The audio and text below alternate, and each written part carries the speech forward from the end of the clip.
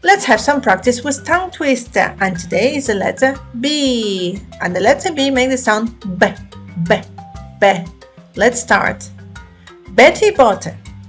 Betty butter had some butter, but she said this butter is bitter. If I bake with bitter butter, it would make my batter bitter. But a bit of better butter, it would make my batter better. So she bought a bit of butter better than her bitter butter, and she baked it in her batter, and the batter was not bitter.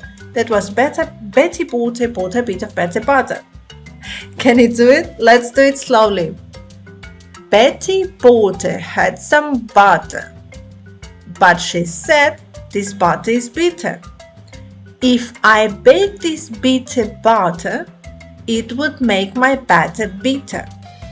But a bit of better butter, that would make my batter better.